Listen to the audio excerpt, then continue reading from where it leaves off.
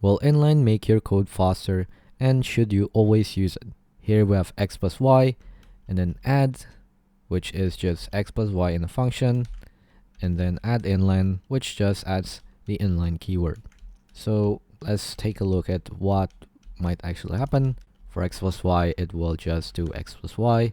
For add, it might do a function call, or the compiler might inline it.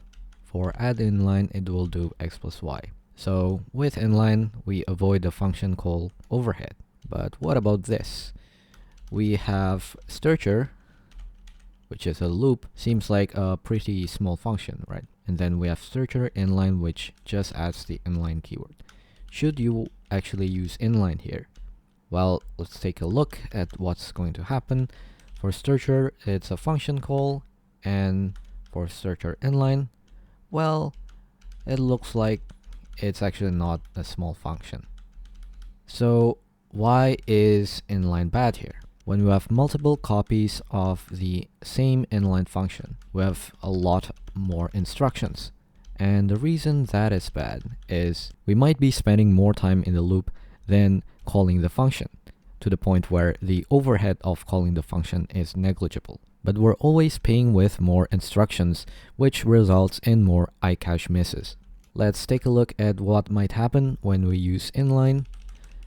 So first we're going to call memcopy. Because this is the first time we're fetching this instruction, we will have a cache miss, and the CPU will load a chunk of instructions into cache. When we call the memcopy, we will have another cache miss for the instructions inside the memcopy. For the next memcopy, since we've loaded it into cache, we'll have a cache hit, and for the instructions inside memcopy, we'll have a cache hit because we've loaded it. Next we have stretcher inline, and let's say it's in the cache. We have a stretcher inline, and let's say because the stretcher inline is inlining the code, we can't actually fit all of this into the cache, so we need to load another chunk to the cache. In the next stretcher inline, because we have 3 copies of the inline code here, we actually don't have enough cache, and let's say that the cache needs to replace something from the cache so that it can fit new things to the cache. And let's say we're going to affect memcopy. So again, for the next stretcher inline, we've only loaded this chunk, so we need to load another chunk to the cache. For the next stretcher inline, we have a cache hit, and for memcopy, this chunk hasn't been loaded into cache, so we have a cache miss. And for the instructions inside memcopy, since it has been evicted, we have a cache miss. So let's look at the non-inline version.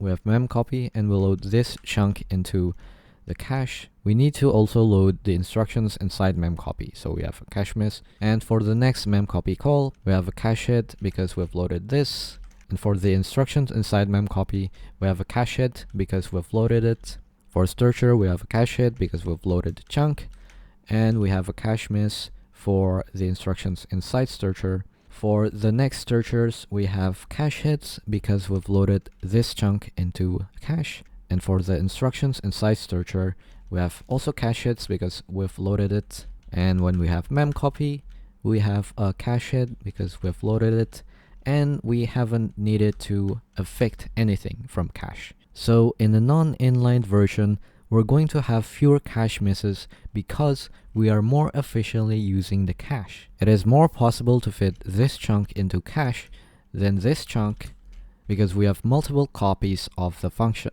The trade-off is we have the function call overhead every time we call the function. When we use inline, it is more likely that we're pushing parts of the program out of cache.